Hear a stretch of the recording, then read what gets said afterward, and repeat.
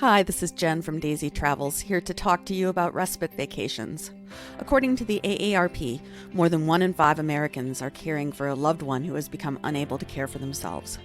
Caregiving is incredibly stressful, but caregivers are often the last people to realize that they need to do some self-care. Here is why you must take some time out for yourself and some tips to make a respite vacation successful for both you and your loved one. The Mayo Clinic has identified 5 symptoms of caregiver burnout. Sleeplessness. You may find it difficult to sleep due to stress, or your loved one may have needs throughout the night that keep you awake. Reduced ability to concentrate. Both lack of sleep and stress can cause you to have a difficult time concentrating. Mood swings.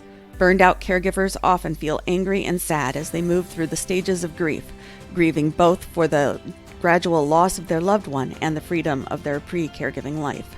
Depression. Caregivers may feel isolated as friends fall away, either uncomfortable with the situation or frustrated that they can't help. And weakened immune system. Caregivers tend to catch every cold and flu going around. You do no one any good if you don't take care of your own needs.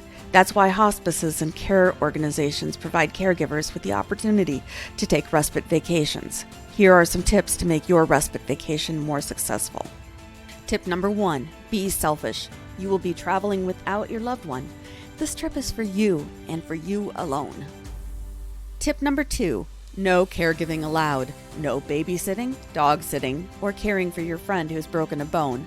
No work trips either. Tip number 3, don't try to do it all. Take it easy. You probably won't have the physical or mental stamina to enjoy a demanding sightseeing schedule. Tip number 4, focus on resetting your ability to sit still. You spent the last months or even years on call listening for any sign that your loved one needs you. It's time for you to not listen for a while. Tip number 5, pack carefully for your loved one. Remember medications in the medication schedule, clothes, pajamas, slippers, and grippy socks, and any electronics with their chargers. Tip number 6, make sure you have a way for substitute caregivers to contact you. Note if you will be out of cell service for a while, and ensure that you will have internet service if you do not have cell service. Tip number 7, have a pre-trip meeting with substitute caregivers. Make sure you provide them with a copy of your trip itinerary, critical paperwork like medical powers of attorney, and any DNR instructions.